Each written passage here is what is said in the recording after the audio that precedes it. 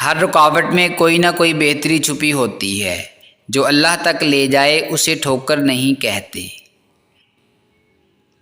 3 عبادات آپ کا مقدر بدل سکتی ہیں: کلمہ طیبہ کا ورد، استغفر اللہ کی کثرت اور درود و سلام کی کثرت۔ اگر نصیب کا لکھا ہی سب کچھ ہوتا تو اللہ دعا مانگنا سکھاتا ہی کیوں؟ دعائیں اللہ سے تمہارے لیے معجزوں کی سفارش ہیں۔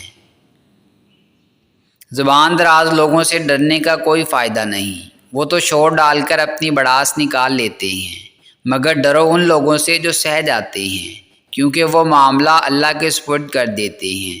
جہاں ناانصافی کی گنجائش نہیں ہوتی، وہاں دیر ہے اندیر نہیں۔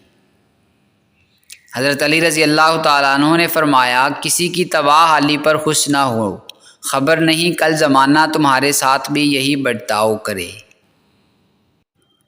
اللہ سے اتنا مضبوط تعلق بناؤ کہ جس روز تم اللہ کو آواز نہ لگاؤ، اس روز اللہ فرشتوں سے کہے کہ میرے بندے کی آج آواز نہیں آئی، پتہ کرو اس کا اور میری مدد اس تک لے جاؤ، میرا رحم اس کی طرف لے جاؤ، تاکہ مجھے اس کی آواز آئے اور وہ مجھ سے کہے کہ میں ٹھیک ہوں۔ قرآن تو جگہ جگہ تسلی دے رہا ہے کہ نا امید نہ ہو، کمزور نہ پڑو اور یقین رکھو تمہارا رب تمہارے ساتھ ہے، دیکھنا وہ بہت جلد سب ٹھیک کر دے گا۔ مانگی ہوئی توجہ عزت نفس کی توہین ہے، بند کر دیں وہ کھڑکی جو آپ کو تکلیف دیتی ہو، پھر چاہے باہر کا منظر کتنا ہی حسین کیوں نہ ہو۔ لوگوں کے دل جنت تو نہیں جو آپ ان میں رہنے کے واسطے خود کو تھکا رہے ہیں۔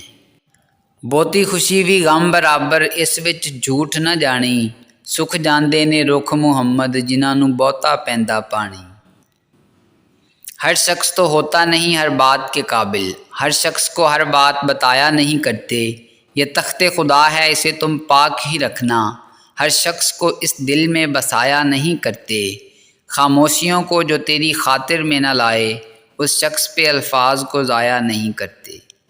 دنیا میں تکلیفوں کے بڑھ جانے کی ایک بڑی وجہ انسانوں کی کمی اور لوگوں کی کثرت ہے۔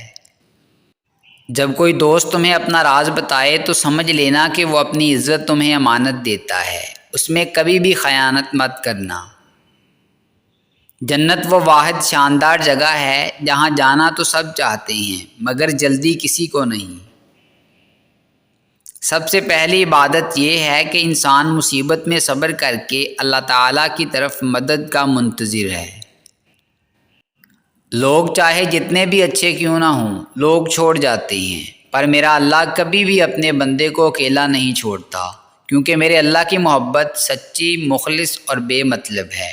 اللہ کا اپنے بندے کی محبت سے کبھی دل نہیں بٹتا، اس لیے یہ وہ ساتھ ہے جو کسی حالت میں نہیں چھوٹتا۔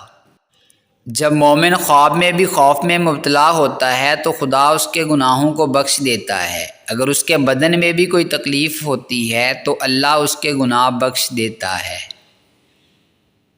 رسول اللہ صلی اللہ علیہ وآلہ وسلم نے ارشاد فرمایا کہ جو شخص ظالم کے ساتھ اس کی مدد کے لیے چلتا ہے حالانکہ وہ جانتا ہے کہ وہ ظالم ہے تو یقیناً وہ اسلام سے نکل جاتا ہے۔ اللہ تمہارے ساتھ ہے اور وہ ہمیشہ تمہارے ساتھ رہے گا۔ وسیلے وہاں سے نہیں بن سکے جہاں سے تم نے سوچ رکھا تھا، تو یقین رکھو کہ وسیلے اب وہاں سے بنیں گے جہاں سے کوئی بھی تصور نہیں کر سکتا۔ جب تمہیں اگلی نماز کا انتظار ہو تو سمجھ لینا کہ تمہاری پہلی نماز قبول ہو گئی ہے۔ جب ہمارے احساس کو بہت بری طرح رون دیا جاتا ہے تو پھر کسی سے احساس کا رشتہ جوڑنے کا دل نہیں کرتا۔ سیدنا انس رضی اللہ تعالیٰ عنہ کہتے ہیں، رسول اللہ صلی اللہ علیہ وآلہ وسلم کا گزر بچوں کے پاس سے ہوا تو آپ نے انہیں سلام کیا۔ قبر کے اندر یا قبر کے باہر کسی ایک جگہ تو مشقت اٹھانی ہی پڑے گی، کہاں اٹھانی ہے انتخاب آپ خود کر لیں۔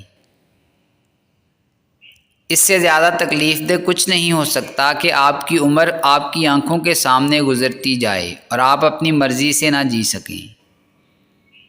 بہترین عمل یہ ہے کہ تو کسی مسلمان کو خوش کر دے۔ ایسے لوگوں سے بچیں جو لوگوں کے سامنے مذاق مذاق میں آپ کی عزت اچھالتے ہیں اور اکیلے میں آپ کے ساتھ مخلص ہونے کا دعویٰ کرتے ہیں۔ دنیا کے لیے اپنی آخرت کو داؤ پہ لگانا ہلاکت ہے۔ دنیا کی زندگی آج نہیں تو کل ضرور ختم ہوگی۔ آخرت کی زندگی کی کوئی انتہا نہیں ہے۔ اذیت کے جواب میں اذیت دے کر جس تسکین کی انسان کو تلاش ہوتی ہے وہ کبھی نہیں ملتی۔ دل کو سکون معاف کرنے سے ہی آتا ہے۔ زندگی میں بہترین رشتہ وہی ہے جہاں ناراضگی کے بعد معمولی سی مسکراہٹ اور معذرت سے زندگی پہلے جیسی ہو جائے۔ جن لوگوں کی تنہائیاں پاک ہوتی ہیں ان کی دعائیں کبھی بھی رد نہیں ہوتی۔